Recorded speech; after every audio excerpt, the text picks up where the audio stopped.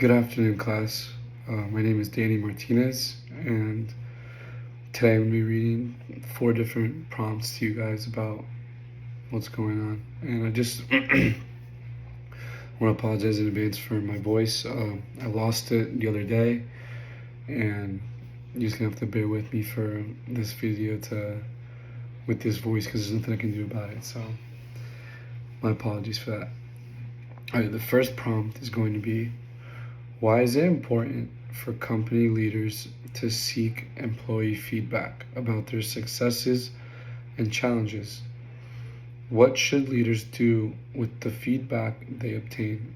Um, is this something that I am very pro for, just because I believe that companies do strive when they put their employees first? That's something that's I've seen, for with countless different jobs that I've had, the ones that have always brought in the most revenue and have kept their employees for the longest are the companies that repetitively and consecutively will ask for feedback from their employees. It definitely enhances engagement and morale. If you're an employee, you don't just want to show up to work and then go home. You kind of want to be part of that environment and part of the community. Just it brings in more relationships and friendships. So it also brings in a lot of openness and inclusion. So all these are just absolutely great factors for companies. It also identifies many blind spots. Companies can definitely lose track with their train of thought and might lose track with how their employees are doing. So if there's a certain area of expertise that the company's not getting down, but the like a bunch of employers that wrote in the feedback like this can be improved, this just with countless updates with how they're doing. So the company, if they listen to them, they can gain money, they can lose less money, just little things like that. It also drives a lot of performance and innovation. If an employer is not getting feedback on their job description, and it's going to cause them to lose confidence. It's going to cause them to lose the drive to go to work, especially. I mean, my company doesn't give me feedback on where I work with my performance, and it's kind of reflects on how the company's doing, sadly. But it definitely allows leaders to replicate and scale effective practices. So there's new updated ways to complete the job chart, or to whatever it is that you're doing. The leaders can push forward the way to do it, and it could save a lot of time and be very efficient towards the company, the employee, and those two, just company and employees.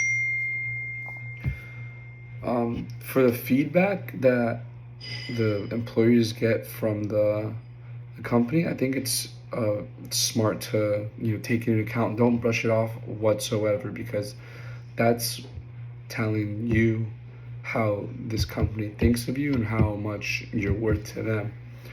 So my recommendations would be to acknowledge it, see what they said, take the good with the bad and the bad with the good, and just be humble about it. Make sure that you know where you can improve, what needs more focus from you, and see where you can go from there. So next time that you do get feedback from the company, it's all pros, and who knows, you could get a raise. Analyze and look for patterns.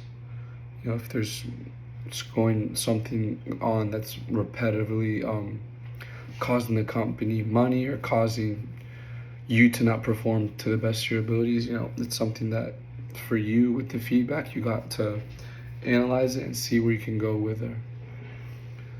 Acting on it, communicating back, and incorporate it into strategy are my last three reasons to why what the leaders should do with the feedback.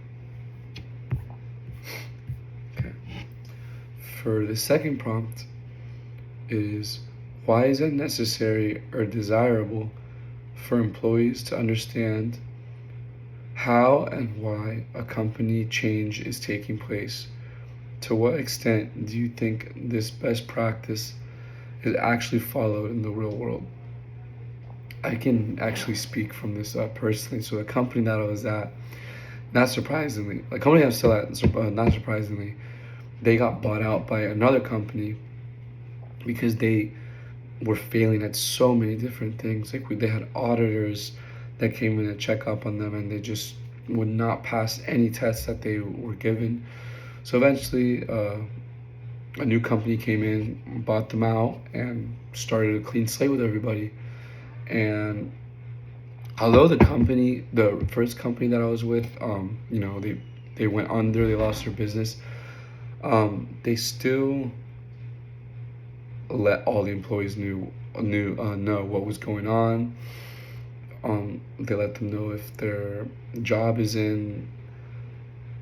if they still have their job, if their job is in jeopardy, is what I meant to say, and just what are the next steps to move on from here, not as the company but as the employer, to make sure that you can still stay employed and to continue striving. The company already took the loss, they know that they're done, but as long as they can continue to help the employees with the last the last way to go, that's definitely the best way to do it. It's definitely necessary. It's 1,000% necessary because it reduces uncertainty and resistance. I mean, if people are uncertain with what's the future of their occupation at the job, you're not going to want to continue to work there if you're not going to know that, like, oh, I don't know if I'm going to have a job next week. Like, why are you going to want to continue to be somewhere if you're not stable? It also builds a lot of trust and transparency. I mean, when a company can look at the employers as a person instead of just a number, that goes a very long way, and it will keep the employers in that company for a very long time. I can speak firsthand on this. My company did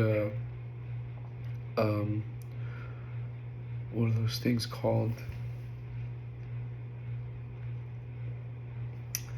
Basically, they got an unanonymous survey for the employees. I apologize. They did an unanimous survey to see what the employees thought of the company, and just numerous questions about the company. And they came back with the results a week later. It was all just negative on how their employers felt. And I remember one of the questions was, do you see yourself working here within the next 2 years? And we work as a team, so as a team we were all taking it. And the fact that the whole team of 5, and there's just a little team, like there's a whole facility worth of people, the fact that a whole team of just 5 people said that they do not want to be in this facility within the next 2 years, that says a lot. And that should be a big eye-opener for the company to let them know, like, where their morals stand, what's important to them. So they really should, take a step back and look at what they have and what they could be losing. So it also improves execution. Change can require shifts in behaviors, workflows, and priorities, but if they can be adjusted more effectively and cause less friction, less miscommunication, and it also empowers employees, because it can definitely, instead of something that's happening to them, it can shape them up to, who knows, a better occupation, a better company, there's just numerous ways that it can it can go in the right direction for the employers. My third prompt is, do you think that promoting a communal culture is compatible with promoting company diversity? Why or why not? Promoting communal culture is absolutely compatible with promoting company diversity. They can reinforce each other actually, and there's a couple ways why I wrote down that they can be compatible. The first one's going to be shared purpose doesn't mean sameness. Basically, what this means that although you have shared goals with the team that you're with, um, everyone's working a different way. You know, they all have their different flows or different techniques.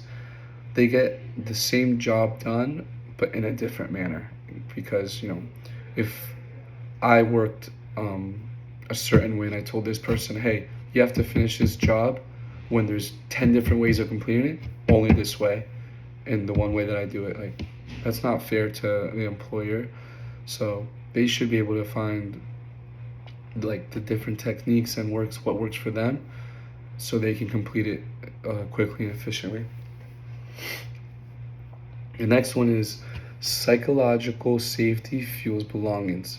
Diversity without inclusion is just a checking box. A communal culture, when authentic, creates safe spaces for all voices. You're going to want to make sure when you're in the workforce that you have a safe space for you, for your employers, for whoever is in the workforce with you, because it can be very hectic sometimes. And you know, there's been fights, there's been, you know, there's been a million different things that can go down in the workforce that can go wrong. So it's important to have a good safe space for you and your team. And my last one is different strengths, one team. I mean, diversity brings in so many different inclusivity, ideas, approaches, just you name it, and that's what diversity brings in. And although, you know, every team can have different strengths, you know, this person's good at this, that person's good at that, it's still one team. So you guys can work together, or sorry, work separately, but then get the job done together and have a good and be able to work good amongst one another, even though you're doing different types of work. So yeah, communal culture and company diversity are definitely compatible. And for my last prompt, it is, do different cultures experience high power or low power distance in business as a reflection of their mode of political governance? Explain your answer. Yes, there's definitely a connection between culture's power distance in business and its political governance.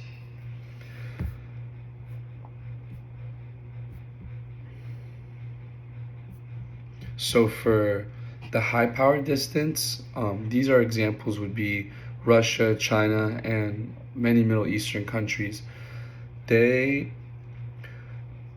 Their government is concentrated with the hands of a few people, so it's not it's not all voted in on as other countries would be. It's more of just, you have a select few of political agencies that just, you know, they make the decisions that goes on for all the countries. Employees defer to bosses, decision making is vertical, and leaders are rarely challenged because they're the, what do you call it, the power distance. So it's very hard to take those people down with how much power they have. And then for the low power distance, it would be some examples of countries that would be Sweden, Australia, and the Netherlands. So countries like these, they don't have that high power elected officials. They involved more with equality and participation and freedom of expression, more of like everyone gets a voice, and it definitely leads to flatter structures, open communication, and employee empowerment. Um, Employees call this by managers by their first names. They contribute to decision making and expect transparency. Different cultures do tend to experience power and distance in business ways that align with their political government styles, but the relationship is not absolute. It's more accurate to say that both systems mirror broader cultural attitudes toward authority, hierarchy, and participation. Thank you very much.